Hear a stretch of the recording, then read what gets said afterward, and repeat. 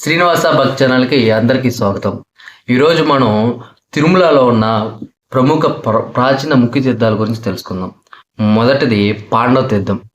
ఈ పాండవ తీర్థంలో పాండవులు మహా పాపాలు పోగొట్టుకోవడానికి స్నానం ఆచరించి శ్రీవారిని దర్శించారు. అందుకే ఈ తీర్థానికి పాండవ తీర్థం అని పేరు వచ్చింది. తర్వాత సనక సనందన తీర్థము. ఈ సనక సనందనాదులు ఇచ్చట వచ్చి తపమాచరించి సిద్ధి పొందారు. అందుకని ఈ తీర్థానికి సనక సనందన తీర్థం అని పేరు వచ్చింది. ఈ తీర్థం నందు మార్గశిర శుక్లపక్ష ద్వాదశి రోజున స్నానం ఆచరించిన సిద్ధి పొందుతారు. అంటే మనకి జ్ఞానం కలుగుతుంది. ఈ తీర్థము పాప వినాశన ఉత్తర భాగం నుండి 1 కిలోమీటర్ దూరంలో ఉంటుంది. తర్వాతది కుమారధార తీర్థము. మాఘ పౌర్ణమి నాడు ఇచ్చటి స్నానం ఆచరించిన సంతాన ప్రాప్తి కలుగుటే కాక సకల కార్యసిద్ధి కలుగుతుంది. అంటే పిల్లలు పుట్టడమే కాకుండా ఏదైనా అనుకున్న పని కూడా జరుగుతుంది. ఈ తీర్థము దేవాలయమునకు 6 కిలోమీటర్ల దూరంలో ఉంటుంది. తర్వాతది తుంబుర తీర్థము. ఈ తీర్థం నందు తుంబుర నారద మహర్షి తపస్సు చేసి తరించాడు. కావున ఈ తీర్థం నందు పాల్గొన శుద్ధ పౌర్ణమి నాడు స్నానం ఆచరించిన భక్తి జ్ఞానములు కలిగి సర్వ పాపాలు నశించిపోతాయి. ఈ తీర్థము ఆలయమునకు 10 కిలోమీటర్ల దూరంలో ఉంటుంది.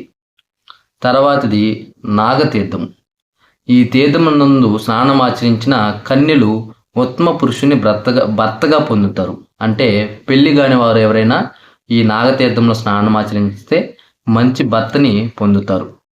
శ్రీవారి ఆలయమునకు 1 కిలోమీటర్ దూరంలో ఈ నాగతీర్థం ఉన్నది. తర్వాతది చక్రతీర్థము.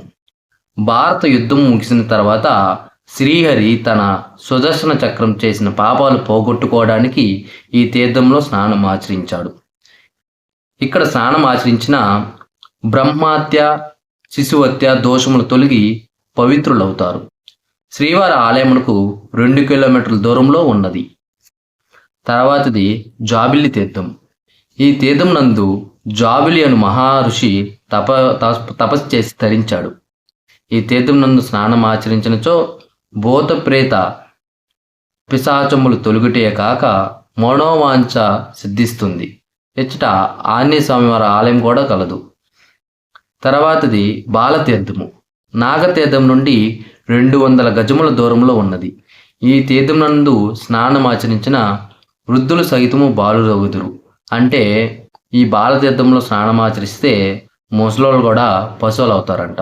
ఇది సృష్టికి అవరోధం కనుక ఇది శిలలచే మూయబడినది, జలము మనకి కనిపించదు. అలాగే బాలతీర్థం తర్వాత వైకుంఠ తీర్థము. ఈ తీర్థం నందు స్నానం ఆచరించిన వారికి వైకుంఠ ప్రాప్తి కలుగుతుంది.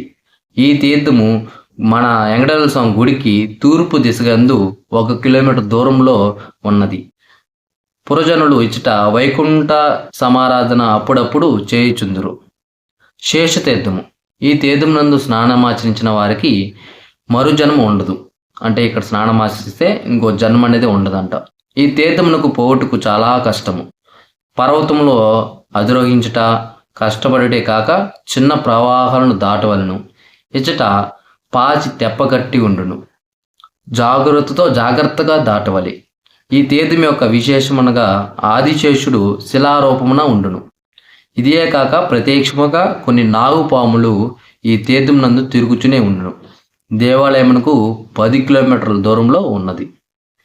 అలాగే సీతమ్మ తీర్థము. ఈ తీర్థం నందు సీతాదేవి లవకుశులకు కారం నూరిపోసెను. బండ అరుగుడు ప్రత్యక్షంగా నేటికిని చూడవచ్చు. ఇచ్చట ఒక బిల్వం ఉన్నది. జలంబు బయటికి కానరాదు. పొడుగాటి వెదురును కొబ్బరి పీచు కట్టి బిలవనందు ఉంచి తోడిన నీరు ప్రవహించును. ఈ తీర్థం నందు స్త్రీలు భక్తితో స్నానమాచరించిన ముక్తిని పొందగలరు. యుద్ధగల తీర్థము. ఈ తీర్థం నందు రాముడు రావణుని సంహరించిన తర్వాత బ్రహ్మత్య మహాపాతకును పోగొట్టుకున్నట్టుకు ఈ తీర్థం నందు స్నానం ఆచరించాడు. విరజా నది. ఈ నది శ్రీ స్వామివారి పాదముల క్రింద భాగమున ప్రవహించుచున్నది. ఈ నదిపై పై భాగమున శ్రీ వెంకటేశ్వర స్వామి విగ్రహం కలదు. స్వామివారి రెండవ ప్రకారమున పడమటి భాగమున ఉగ్రాణమును ముందున్న భూమికి సమానముగా నీరు కలదు. ఇది ఒక చిన్న బావి వలె కనబడును. ఈ తీర్థమును తలపై పోసుకున్న మోక్ష ప్రాప్తి సిద్ధిస్తుంది. పద్మ సరోవరము. ఈ సరోవరమునందు స్నానమాచరించిన వారికి సకల భోగభాగములు కలుగుటే కాక భూత ప్రేత పిశాచంబులు వదిలిపోవును. ఈ సరోవరము పద్మావతి మందిరము వద్ద కలదు. తిరుపతి నుండి ఈ సరోవరము 5 కిలోమీటర్ల దూరమున ఉన్నది. ఈ సరోవరంలోని జలము స్వర్ణముఖి నదిలో కలుస్తున్నది. కాయరస తీర్థము, పాల్గొని తీర్థము, కటాహి తీర్థము, సప్తముని తీర్థము, దేవతీర్థము, ఇటువంటి ఎన్నో తీర్థములు మన తిరుమలలో ఉన్నవి.